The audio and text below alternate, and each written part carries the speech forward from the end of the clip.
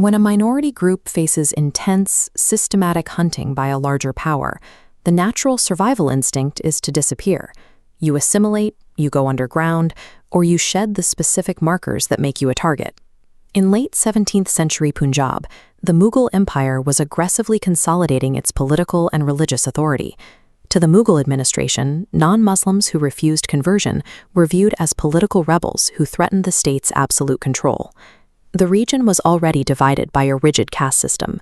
A person's social worth, occupation, and status were locked in from birth, separated into tiers that dictated every aspect of their lives. As this diagram illustrates, the teachings of Guru Nanak, the founder of the Sikh faith, shattered that vertical hierarchy. He preached that there was a single, formless divine, and that every human being had equal and direct access to it without needing a priest or a ritual. By dismissing the caste system, Sikhs offended the local social order, and by rejecting the absolute authority of the Mughal emperor, they committed political rebellion. They were an intolerable threat to the status quo. The empire's response was brutal. In 1675, the 9th Sikh guru, Guru Tegh Bahadur, was arrested and brought to Delhi. After he refused a demand to convert to Islam, he was publicly beheaded in the heart of the city. Pure philosophical belief cannot physically stop a sword. The execution triggered a crisis of survival for a community being systematically pressured and attacked by the most powerful empire in India.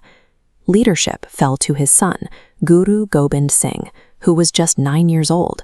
He inherited a people facing an impossible vacuum.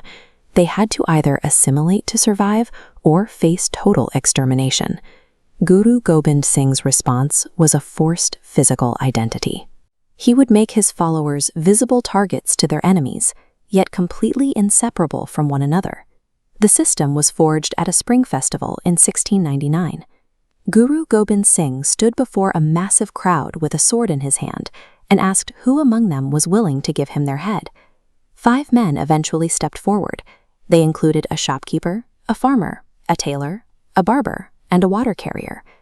In the social hierarchy of the time, these men belonged to incompatible castes and never would have been treated as equals. Guru Gobind Singh brought all 5 men out of a tent alive and unharmed, proving the test was about commitment, not death. They became known as the Panj Pyare, or the 5 beloved ones. In this single action, the guru proved that true devotion required abandoning all pre-existing social status to stand together on a single equal plane. To join this new community, the Khalsa, followers had to adopt a mandatory uniform consisting of 5 articles of faith, known as the 5 Ks. The first 2 are Kesh, uncut hair, and a wooden comb called a kanga. By forbidding the cutting of hair, the guru ensured that a follower could not shed their identity when it became dangerous. Keeping it requires the daily discipline to groom and maintain it.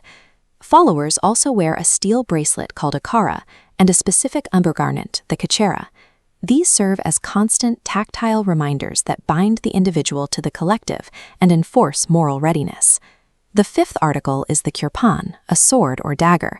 This codified the principle of the saint soldier, a mandatory obligation to physically defend the vulnerable whenever peaceful options are exhausted. Finally, all family names were replaced with shared surnames, Singh for men and Kaur for women. This effectively deleted a person's lineage and their place in the old social order.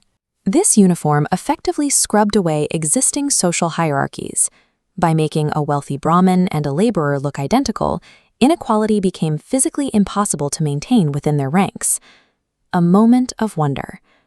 After initiating the 5 volunteers, Guru Gobind Singh knelt before them and asked them to initiate him. By submitting to the community he built, the guru proved that no individual, not even the leader, was above the collective.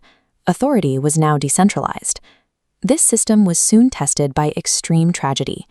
In a single month, the guru lost all 4 of his sons and his mother to Mughal executions and battles. Despite this, he refused to break, surrender, or seek blind vengeance.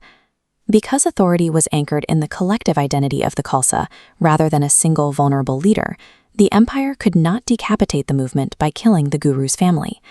The turban and the 5 Ks are frequently characterized by outsiders as aesthetic cultural traditions. In practice, they function as an active system for enforcing human equality and public service. This 300-year-old framework remains an active mechanism for maintaining those commitments. This saint-soldier ethos translates today into the massive Langar community kitchens, where meals are served to anyone regardless of their religion or background. Every time a Sikh puts on this uniform, it is a daily, voluntary contract.